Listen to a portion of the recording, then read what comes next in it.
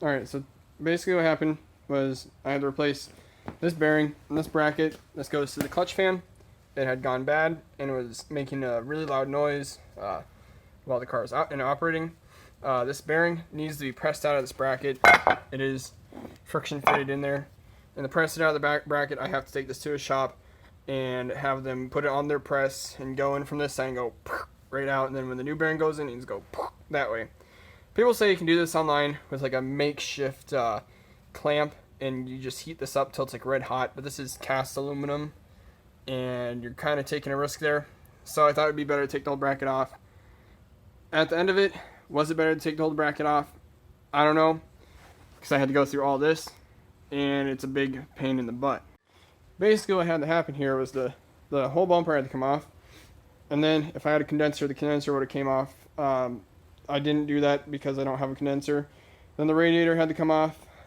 Again, that's kind of a pain because these clips right here had to be removed from the bottom, and then this one right here, and they like to get stuck on the nipples for the radiator.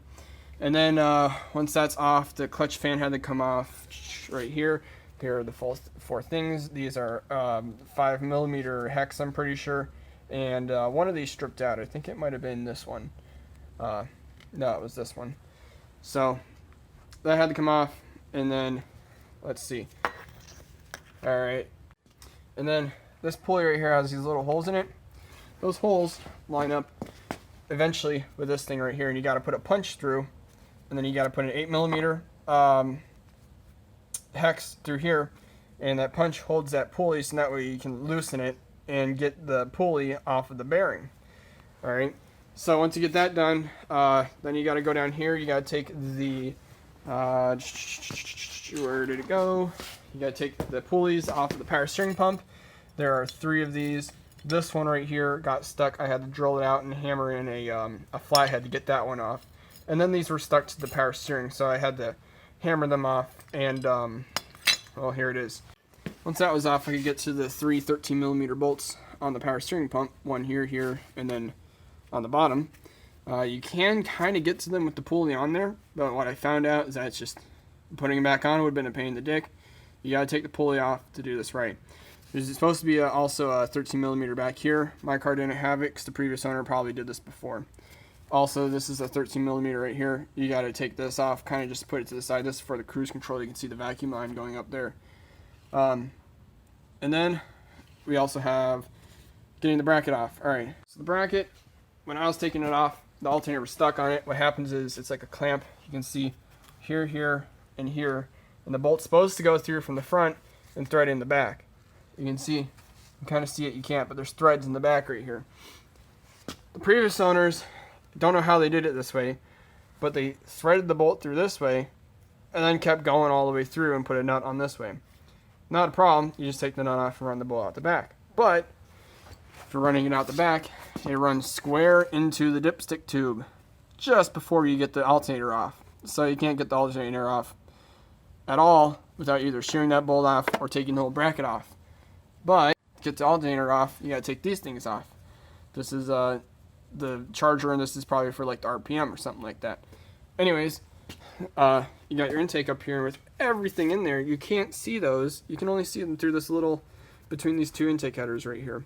So it's easier to actually take the bracket off, be able to wiggle it out of the way, and then get to these when they're about right here. Now, get the bracket off. We have a whole bunch of bolts here. We have a bracket mount right here.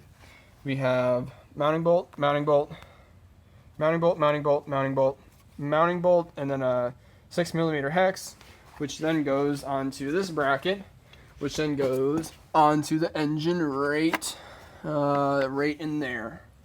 Right there is where that one goes into. Now, because the alternator was stuck on this, you can see it bolts in here. It can only lean back till it would hit on here. So this bolt wasn't able to come out all the way with the alternator on, and this one sunk in so deep. A regular socket with a 3/8 ratchet can't fit in from this side. It has to fit in from this side, but then it's too long because you hit the dipstick tube. So you got to use small one, a 1/2 inch or whatever this is, to get it out. But it's also like you're in a weird position like this, trying to push up on it with your arm around the intake header. You have to actually go in through this way. It's very uncomfortable. It actually ended up hurting my wrist, but I got it off. Really big pain in the butt, but it worked. Also, you have a mounting bolt right here, which then goes onto, where is she at?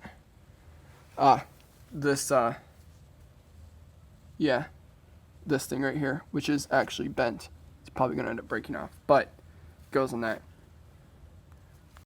Now, something I didn't realize taking this off is that these two mounting bolts right here that were stuck underneath the alternator actually go all the way through into the water pump. Actually, all these lower 4 mounting bolts go through the water pump and mount it to the block.